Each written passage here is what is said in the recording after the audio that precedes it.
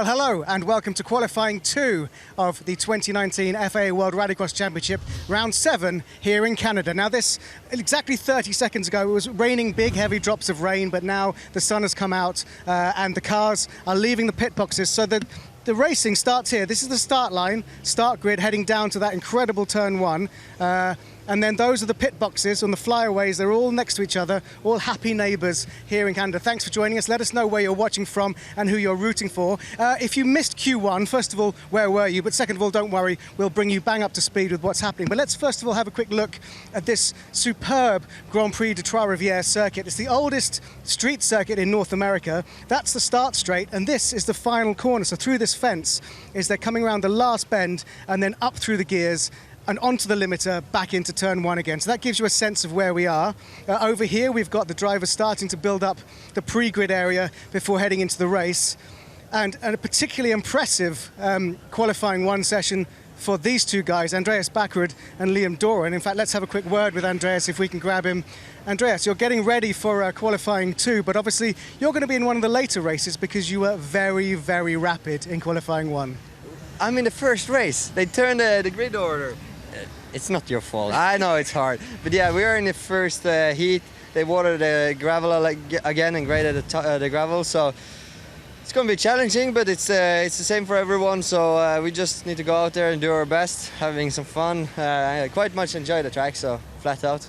I love the fact that you're concentrating, and I missed the fact that we reversed the grid. So yes, breaking news from Andreas Bakkerud, it is reverse grid for qualifying 2, which is going to be, so how long have we got until you have to be on the start line? They said 6 minutes till the start is going, so I better get these earplugs back where they should be. 6 minutes, Dougie, fresh you're on. Okay, have a good one, Andreas. So yes, he will be in the first race of qualifying 2, all of which is coming up live on your screens very shortly. Let's have a quick word with Gerlan Shishiret.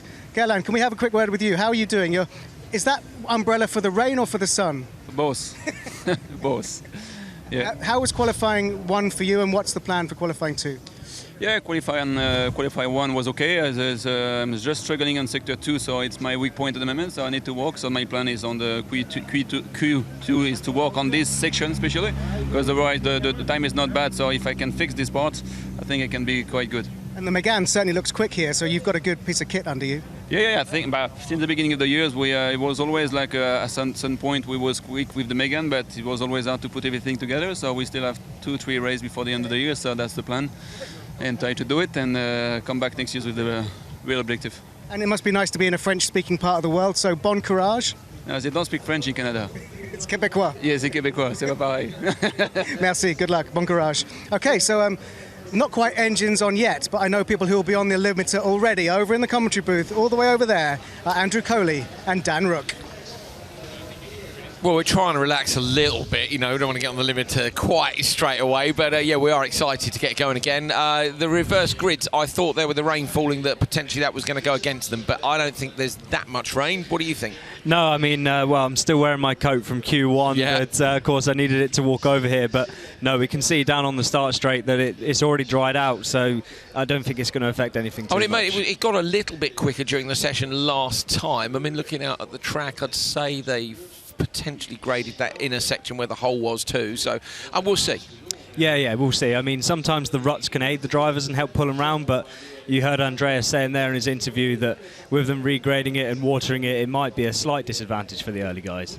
Okay, well, if you missed Q1, take a look at this. So there were 2 3-car races. The drivers yesterday were able to choose their grid slots, and in fact Timmy Hansen was one of those who opted to take an early race with a 3-car grid, and that put him in a race with Timo Zyanov early in the session. Timo, though, took the win. Tidy drive from the Russian. Yeah, and we saw a bit of wheel spin off the line from the guys early on. Liam Doran trying to go around the outside of Shisha. He said he got a call from his spotter he could turn in, but wasn't quite able to do it. And then going into the Joker on lap 1 and Ollie Bennett making a mistake further on in that lap meant Liam could get through and start chasing down Galan. And when it came to the Jokers, Liam was in front. Yeah, nice drive by the British bomb. Of course, we didn't know at this point that was going to be right up there on the timesheet. With the track drying, we thought that it was probably going to go the way of the later races, but they were 5-car encounters. This was Anton Markland allowing the car to run just a little bit deep in turn 1 and take the whole shot, which was fantastic. Behind him, Gronholm and Scheider with a little bit of a squabble. And then, of course, joker lap tactics for these guys having to go much earlier than they would like to have done. Gronholm was putting in some decent laps, but it wasn't enough to get past Anton Markland. Markland with a tidy run, a good defensive driving on the drive to the finish line. Last race of Q1, another 5-car encounter. You see Parsons go backwards off the start there, but this was the start of the day. Yeah, Andreas getting the legs on everyone before they even came to the start-finish line, and able to cut across to the inside and have a car length before he's even hitting the brake pedal, and then he just pulled the gap from there. He's already got the gap back to Szabo at this point. And Szabo had a race full of battles, and this one was with Bakkerud as he came out of the joker lap, getting it down on the inside and able to make up a place, but Bakkerud unfortunately caught track markers and got a 5-second penalty, but Andreas went through and took the fastest time of Q1. So there are the standings at the end of Q1. Andreas Bakkerud takes it from Liam Doran. Timo Timosyanov was third, Markland fourth, Timmy Hansen fifth, Gronholm, Schiesschritt and Timo Scheider the top 8. Palmanis look in 9th, Kevin Hansen down in 10th, the World Championship leader. Not a great run by him. Cyril Raymond 11th, Christian Szabo 12th, Parsonen, De Ridder, Bakkerud and Bennett at the minute are the drivers who miss out. Bakkerud was given a 5-second penalty for track limits, which meant he touched the track markers twice in the same race. So, yeah, if you spotted the deliberate mistake there, perhaps you'd like to send a screenshot into the FIA World Rallycross account. If you don't know what I'm talking about, well, you know, we'll have to figure it out, aren't we? Do you think anyone spotted it, Dan? I mean, I did, but I'm not going to say what, because that just gives the game away. Yeah, it was, yeah, there we go. Well, yeah, we'll let you figure it out for yourself. We'll put it on social media later. Right, we're about to go racing, so we're going to get some cars down on the grid and get them sent off. Schiesschritt about to get into his weapon. Fastest first, remember, because the spinner of doom meant that the grids were reversed. Andreas there already on the lineup in his pole position slot. And, the guys around him starting to get warmed up, making their way onto the grid. We've got his teammate Liam Doran starting beside him, so will these guys give each other a little bit of room on the run into turn 1 to try and make you know, a great start for them? We've got a small issue with TV pictures at our end in the commentary box, so we're going to be holding the race just for a few moments. Timosyanov, you guys can see at home, and Markland getting their cars ready to head up onto the grid.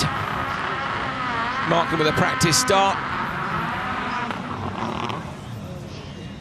Nicely done. So once they're in place and we've got our pictures back up here in commentary, we will be good to go. Drivers don't know that, of course. They don't always realise that it's TV that's holding them up. I can see the GCK squad literally, they're about 10 centimetres to my left, all smiling. A, my deliberate mistake, and B, the fact that our television's gone off. So there we go, we have pictures back now up here in commentary. Good stuff, so we haven't had to hold the drivers up anyway. There we are, seamless. Luckily, there were some pictures on the timing screen. So, in fact, as I say, the teams up here, the spotters, have the same TV pictures that you have at home, as well as the timing screens as well. Right, Q2 time. Here we go. Race 1. Have a look at the grid. Andreas Bakkerud and Liam Doran, the RX Cartel teammates, were fastest in Q1, and they line up on the inside of this first race of Q2. Then it's Timo Timosyanov, Anton Markland, and Timmy Hansen. So we had a super long hold earlier on in ARX, the longest I've ever seen. Random start though, as always, ready to race. Watch for that light to go out. Oh, Timosyanov sideways off the line, right towards Markland, squeezing now Doran on the outside. Tim's going super quickly down the middle of the grid. Timmy Hansen moves across to the inside. Oh, Doran with a tiny tag on the brakes on the way down. Markland tries to go around the outside, up to P2. Anton Markland up the inside. Gonna take the lead. Doran gets a bit of contact. That's a brilliant bit of driving by Markland. Backward slots in behind his teammate. It still looks pretty wet on the tarmac down there in turn 2, Dan. Yeah, it still looks really damp down there. I thought we'd see it dry up a little bit more. Doran trying to go around the outside. Doran's got Markland. That's incredible. What a drive. Liam Doran, sorry to interrupt, around the outside of Markland on the dirt. I don't think I've ever seen a move go around the outside of that part of the track. That was incredible drive from Liam, and just able to judge the grip and get the drive on the inside. Fantastic move. Absolutely brilliant, wasn't it? So fantastic move from Markland to get into the lead off the line, and then Liam to take it back again.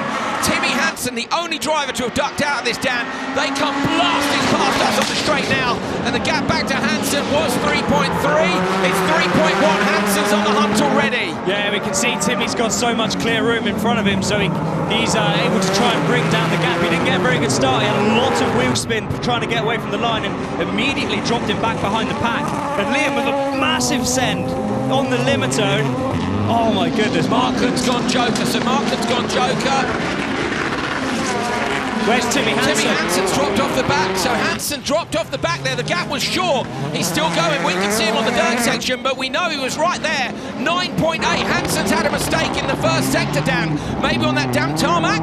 Yeah, potentially. It looks like the back bumper of the car is a bit creased, so maybe he's over-rotated in a corner and caught the back, and Liam Doran slows down. Doran's on a go slow on the straight. Liam Doran pulls off the side of the road. Now he's going again. So that must surely be an intermittent fault of the car. He accelerated again.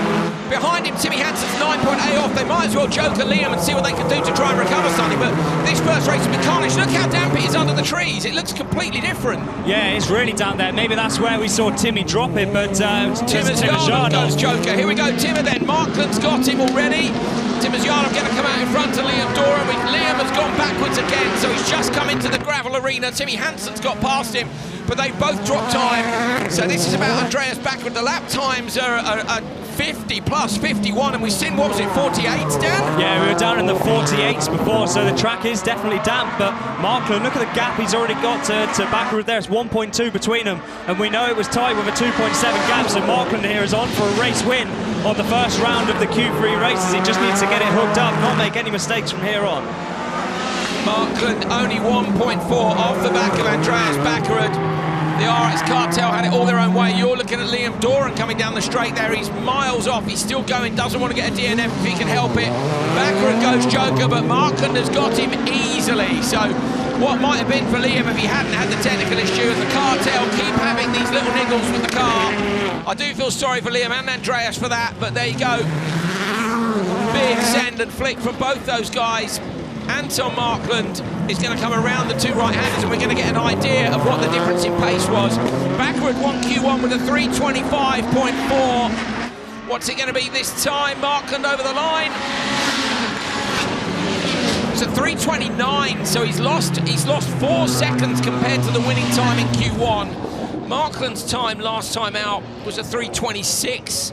So he's around 3 seconds slower than he was there. So it's definitely, the track is definitely slower, Dan. And just looking at his lap times, he set a 48.5, which actually compared to his lap time in the first races was a 48.2. He's only 3/10 off his fastest lap before. Liam Doran has just come past us, and the car sounds very sick indeed. So whether that's electrical or a proper engine problem, I don't know. And I don't know what they'll have with them, Dan, because this is a flyaway race.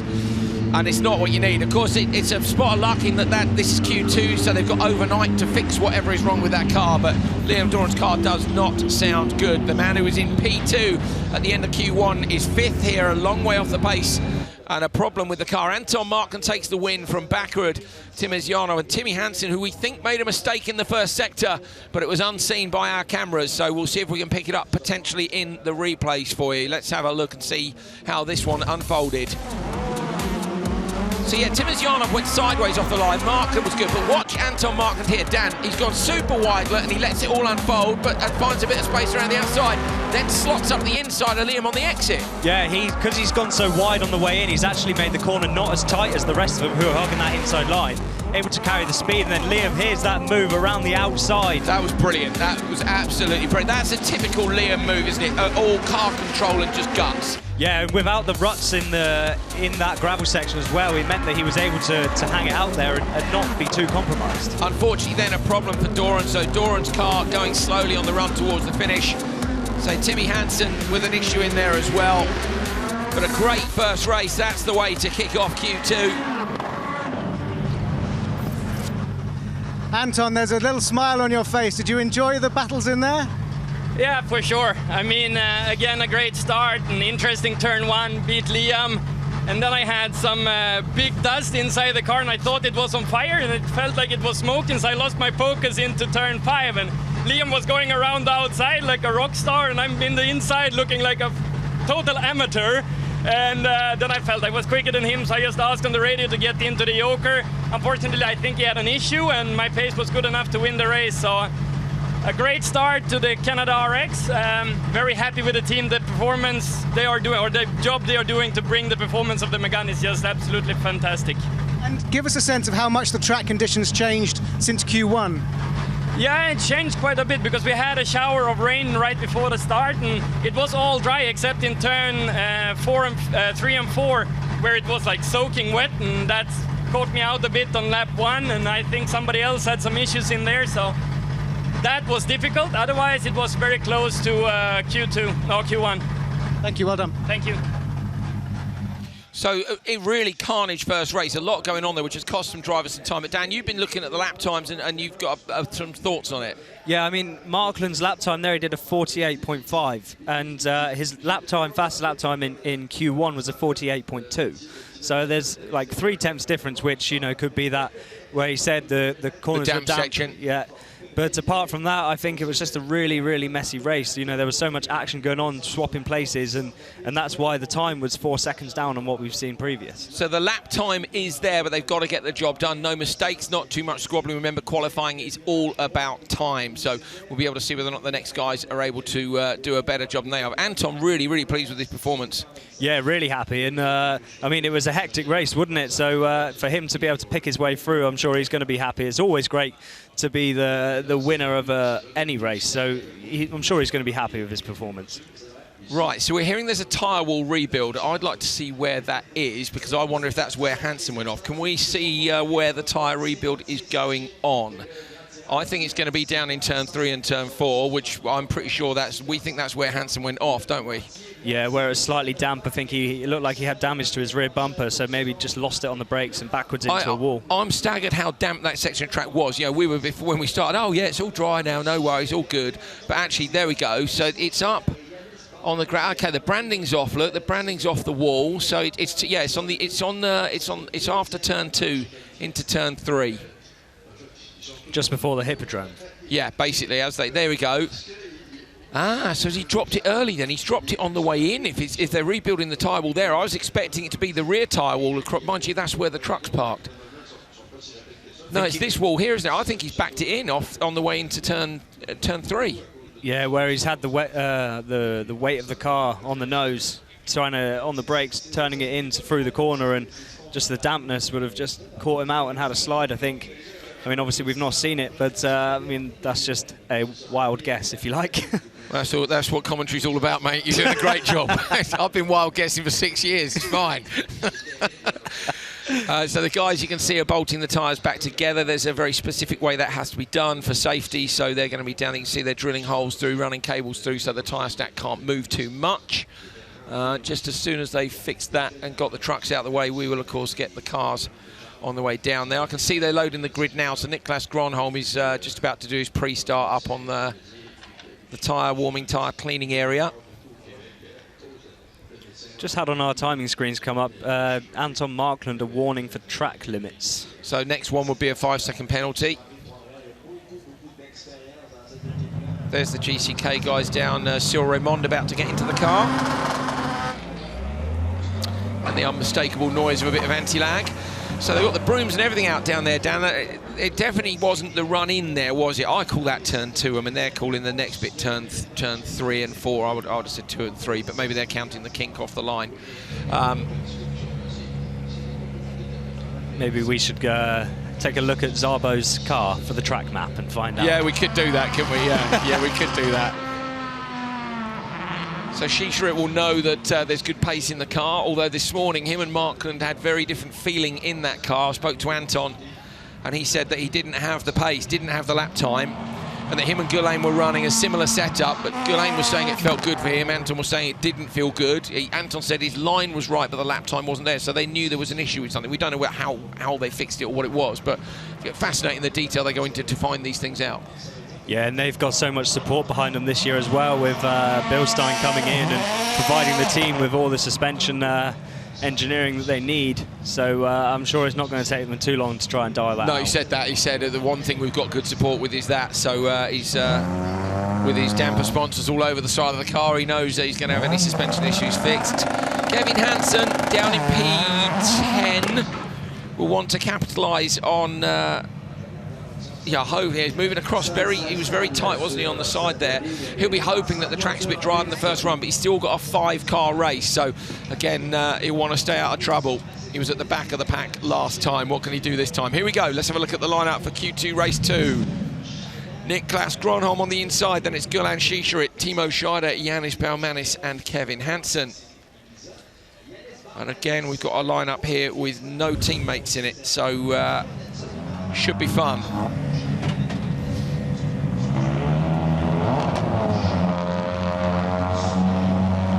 Right, green flag, ready to race comes on.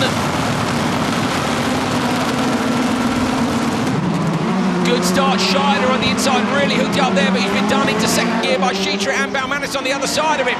Contact between Shisharit and Scheider on the way down to turn 1. Gronholm at the inside line. Kevin Hansen tries around the outside, fully lights it up, but ends up dropping to 4th. Contact between him and Baumanis. Loads of contact on the run to the first corners, and in the end, it's Gulan Shisharit who manages to get the whole shot from Niklas Gronholm. Yeah, a bit of chaos started. Gronholm once again from P2 goes into the joke lap. It worked out quite well for him last time. He's just going to hope he's going to be hooking up the lap times, as Kevin Hansen's gone with him as well, so the pair of them need to work together to try and bring down the gap. Kevin Hansen super brave in turn 1. Around the outside, works in 2nd, 3rd gear, maybe not in 4th or 5th, but still he had it fully smoked up. The crowd down there were giving a bit of a treat. For me, though, there was a lot of contact on the run from the start to the first corner, and when you're racing for time, I get it, they want position too, but this is, when you get 5 guys who are none of them are teammates, we get a great race.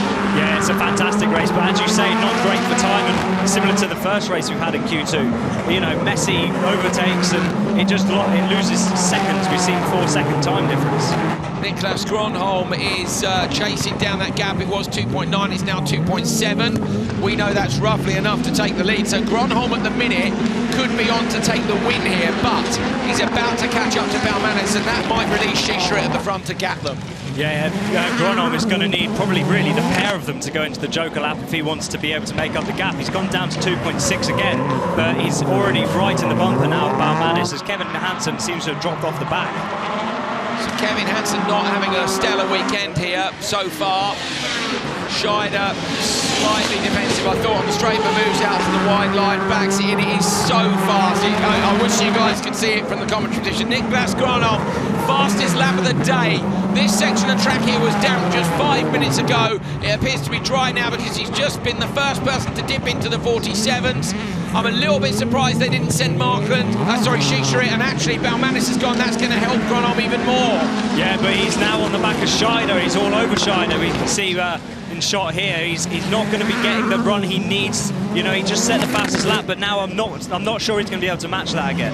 2.3 seconds should be enough for him to take it. Markham's going to joker on this last lap along with Scheider. So as long as Gronholm keeps it tidy, I think he's on to get this one, but let's see what it is as they cross the line. It was 2.3, it's 2.5, so now this is going to be really close. Gulan Shisharit's pulled it out on that last lap. Going to be super close. Shisharit's got to be tidy when he takes the joker. Scheider's going to go too. That's going to release Gronholm. Here we go. Shisharit goes joker. Look for it being tidy and tight on the inside. Got to find traction. Gronholm sideways on the way in, fully lit on the way out. Niklas Gronholm with a great drive on the standard lap. The gap wasn't that big, it was 2.6. We thought 2.7 would be just about enough, but he did that really well. Yeah, that really paid off for him, and luckily not being held up too much behind Scheider, and we can see the pace that Gronholm's got. He's had traffic in both races so far, so what can he do if he's able to get a start and get out in front? Yeah, Gronholm jokering from P2 in both runs has been compromised a little bit. No compromise this time. 3:25.4, he's 4 seconds faster, and that would have been enough. Would that have been faster than Bakkerud? It's no, just behind Bakkerud's time by a few hundredths. So Niklas Gronholm would have gone P2 in Q1 with that time, and as Dan Rook said, what would he do with a clean start and no traffic? I think Gronholm has got mega pace here. He takes this one, but that's definitely not the ultimate time that him and that car are capable of, not with the traffic he's just been in. Niklas Gronholm, 325.4. Shisha at 326.2, nearly for Shisha. Good drive. Kevin Hansen salvages third, then it's Scheider and Baumanis. So Gronholm at the top there. You can see Timaziano, his teammate, right down in 8th place, but there's only 5 seconds in between. We've got 2 runs to come. These guys as well have the advantage of 3-car races, so all to play for. Right, another look at the start then. So much going on here. So there was contact between Scheider and Shisha here on the run to the first corner. Gronholm then on the inside look gets a little nudge and ends up running wide. It's hit Kevin Hansen round the outside, but didn't come off. No, I think he might have caught the front of Baumanis on the way in, because it seemed to just suddenly pitch out sideways. Just carrying a lot of momentum. There's contact again between him and Baumanis. But yeah, it was a fantastic race. This is Gronholm already in the traffic as Shisha goes for the Joker lap. But Shisha's Joker wasn't bad, actually. It could maybe have gone slightly tighter on the inside, but I don't think it would have been enough. Gronholm was super early on the handbrake on the standard lap, just got the car rotated and lit it up.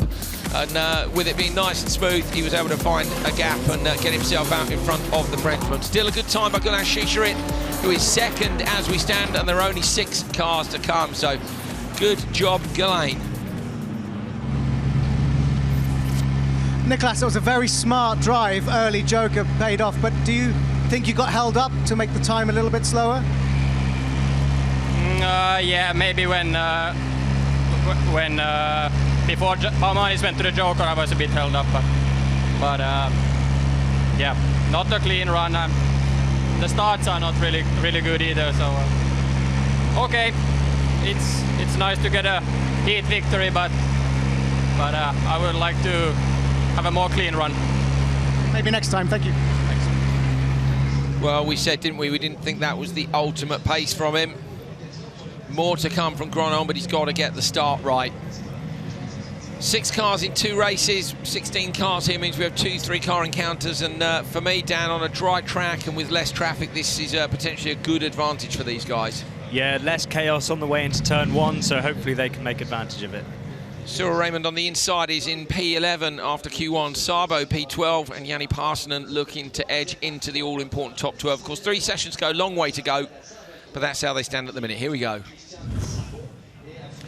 So Kevin Hansen has been given a 5-second penalty for track limits. It's just popped up on our screens. We've heard from race control, so plus 5 seconds for Kevin Hansen, and that is going to drop him right down almost to the back of this pack. Sabo, 2 sideways off the line, good start, Cyril Raymond, but Parsonen is absolutely flying. Is he going to come around the outside? Sabo breaks late and deep towards the apex. Parsonen shuts the door. Cyril Raymond going to look up the inside of Christian Sabo, and he gets him. So Sabo there has gone from hero to zero, I'm afraid, in the space of 2 corners. Yeah, not the ideal start there for Sabo. I thought he might have made a lunge on the upside of Jani Parsonen as Cyril goes to the Joker, but contact in the back of Parsonen as he tries to dip out to go for the wider line. Actually works out okay, doesn't it? It's not perfect, but he didn't lose too much time there. So Cyril has decided to get himself out of traffic. Oh, Parsonen tries the flick, doesn't come off this time. He's going to have to chuck that into reverse and get out. Parsonen took a wheel off the car this morning on the very last corner.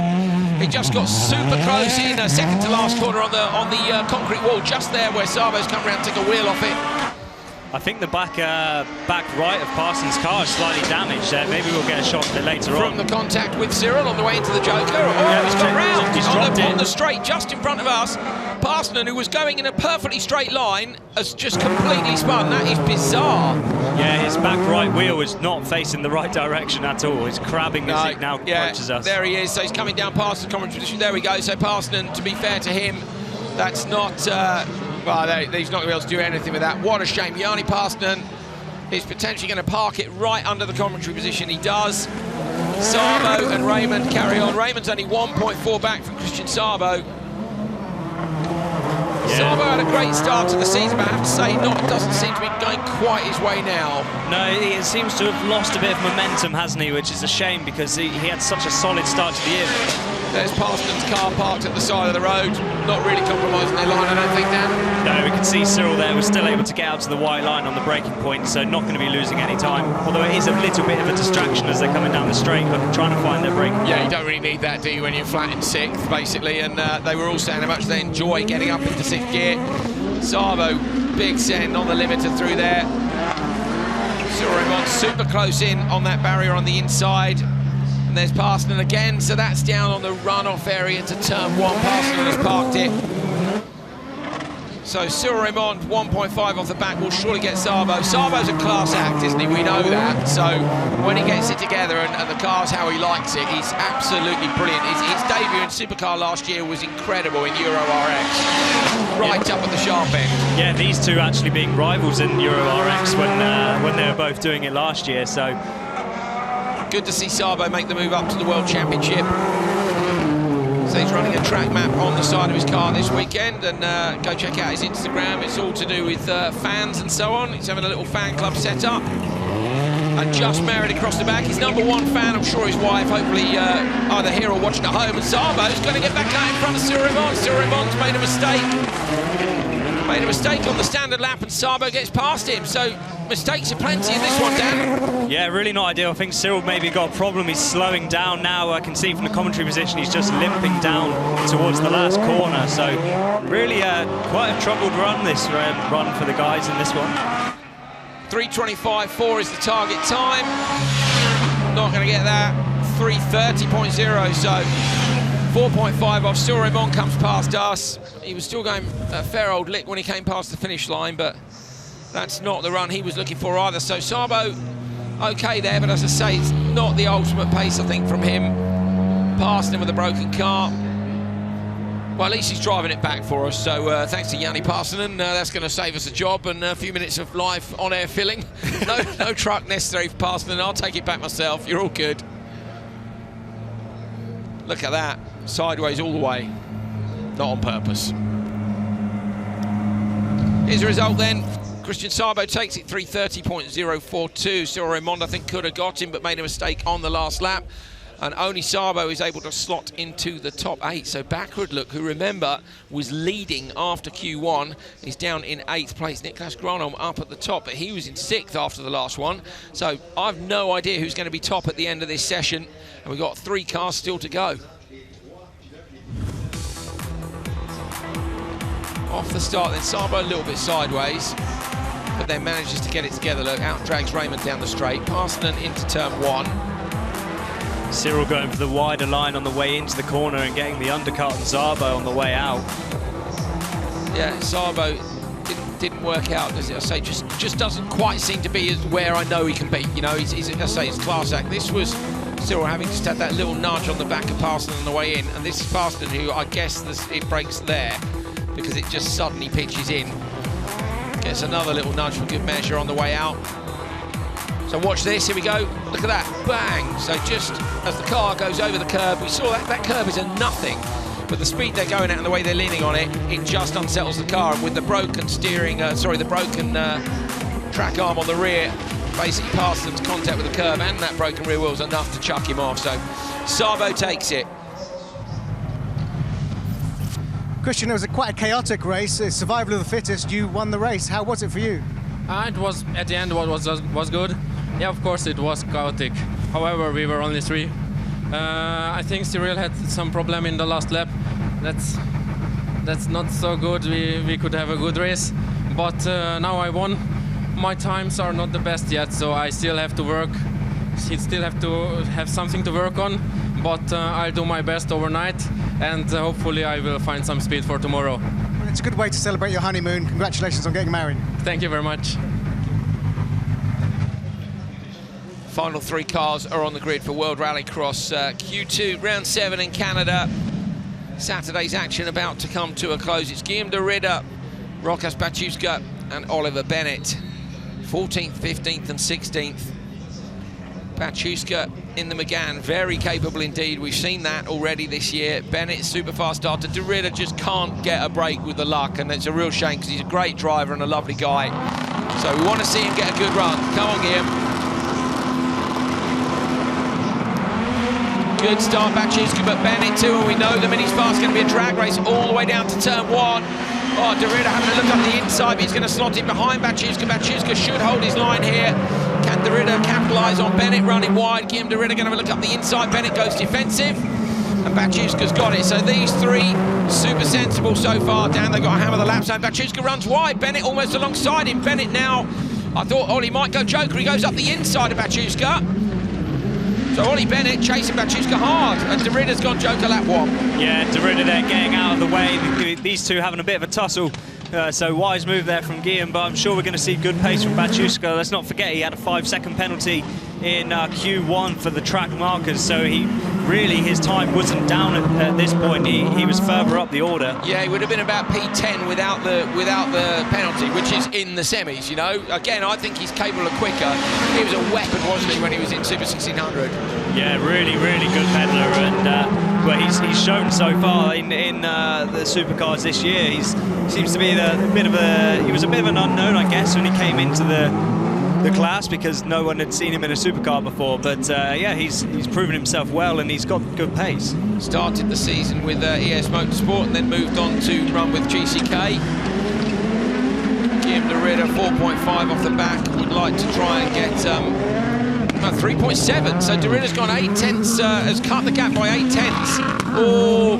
But he gets the transition all wrong there, Dan, and loses a bit of time. Yeah, I think he was struggling there. There's the ruts starting to form now on the later races, so ruts on the track, it just unsettles the car, and you can see it. The rut grabs hold of Guillaume there and just threw him into the wall. Baciuszka's lap times are, what's he doing, 49.4. He's very consistent, 2 49.4s he's done. But when you think Gronholm's doing a 47.9, it's, what's that, a good 1.5 off, isn't it? So not quite got the pace on this run. Maybe the track isn't all there. New track for him as well, worth remembering. You know, it's all very well having all the experience in Europe, but Dan, it makes a big difference going to tracks you know.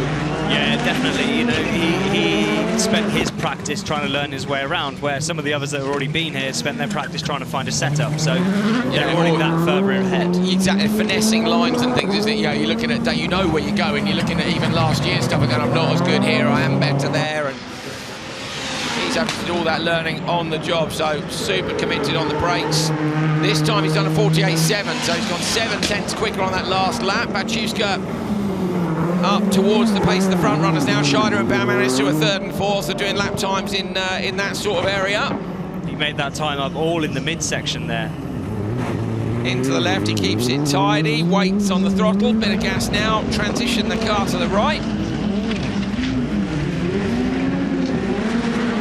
3:25.4 is the time of Niklas Gronholm. And as I say, I have no idea who's going to be on top after this. Gronholm was 6th in Q1, but he's 1st in this. Bakkerud was 1st, but he's sorry, I can't remember. Timmy Hansen's down in 11th. Liam Doran was 2nd, he's 12th with a problem with the car. So where's Timosyanov? Timosyanov was 3rd. I'm trying to think where he was in this session. He's 8th in the minute. Baciuszka takes it with a 3:28.3. So yeah, I really have no idea. Luckily there's a man with a massive brain and a computer full of graphics and clever stuff who's going to push a button in a minute, and we're going to get perfect results up on screen, and that'll allow us to sound clever. So Baciuszka has won it. Let's see the result. 3:28.3. Bennett gets 2nd, Guillaume De Ridder 3rd. They're going to slide into these positions. Here we go. Gronholm wins the session, so it's Gronholm who takes Q2. Schischerit is 2nd. That's a good drive by Gulan Schischerit, who this morning said he was struggling with the track. Baciuszka goes 3rd. That's actually a fantastic run. So with a couple of quick laps towards the end of the session there, Scheider's 4th, Baumann is 5th, Markland, Sabo and Bakkerud are your top 8 in Q2. And we'll have the standings after Q2 very shortly indeed. So off the line, loads of tyre smoke from Baciuszka, but just manages to find a gap between them to get down to the first corner first. Bennett having a look around the outside, and I think De Ridder would have liked to look up the inside there, but wasn't able to find a gap. This was De Ridder coming into the gravel. Yeah, it's a rut, isn't it? Yeah, a rut there, and when he had full lock on, suffering from a bit of understeer, it caught him out and got hooked up there. And then Bennett into the joker lap and able to get back out in front of Guillaume De Ridder after De Ridder made that mistake. Baciuszka through the right-hander, looking smooth and tidy in this, I say, did a really good job. That 48.7 on lap 3 was enough to stick him right up at the top. So, good session. Baciuszka, decent drive, and he's with Neil Cole now, so let's head down and have a word with him. Rokas, it's your first time here, but you seem to be getting to grips with this circuit really quickly. Yeah, because before I cannot free space. Now I get first and I can push now, and I'm overall, I think, 3rd. I think it's a good result, but it's long weekend. Tomorrow is 2 heats, a semi-final and final. Well done, thank you. Okay, thank you. Oh, there we are. Sorry, caught us having a little drink there. It's a busy day. There's a lot of dust up in the commentary box, I'm afraid. We are fully open to this side of the track. It's a great view and a good place to be watching from. So let's take a look at the standings then after Q2. I'll say genuinely, I've got no idea. It's Gronholm. So Niklas Gronholm takes the overnight top qualifier spot here in Canada. Andreas Bakkerud holds on to P2 after Q2 didn't go his way. He was only down in 8th place, but with the win in Q1, that's enough to see him there. Shisha, it look, is up into 3rd place. Fantastic result. Markland 4th. The GC McGann's look. GCK McGann's are in 3rd and 4th place. Timos Yarnov is in 5th. Timo Scheider 6th. Baumanis 7th. Liam Doran in 8th, thanks to a great result in Q1. Bachuska and Christian Sabo are 9th and 10th. The World Championship title fighters, Timmy Hansen and Kevin Hansen, at the minute are P11 and P12. They fought back from a similar situation last time out. I don't think it was going their way, and they ended up right up inside the top 4. So, oh, there he is. Look, it's Tim Whittington out on the track. What's he got there? Is it some sort of a device? Is he going to check out the track conditions? He'll have no idea he's on. I wonder if they're on the radio to him now. Well, there he is. Well, there we go. Hang on, he's on the radio. Someone's just told him, Tim, you're on the telly. Well, anyway, doesn't matter. I'd like to know what his reply was. Yeah, so would I. I want to know what he's looking at on that bike.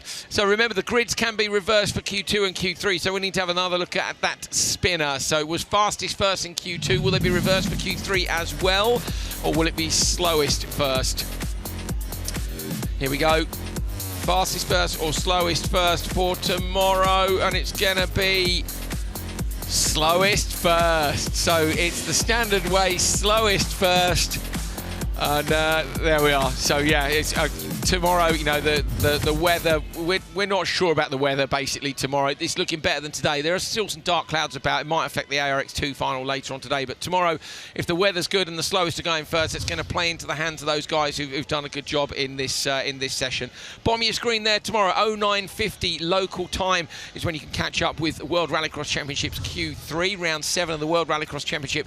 But of course, if you haven't had enough Rallycross, you can stick around for the rest of today, because we've got Q2 and Q3 of ARX2 coming up. They've got a double header this weekend. We've got Q2 of ARX. The ARX Supercars was so fast earlier on, and then later on tonight as well, we've got the ARX2 final for you. So loads more Rallycross. If you're just a World Championship viewer, we'll see you tomorrow. But come and have a cheeky look at the Americas Rallycross before you go to bed. Cheers. See you soon.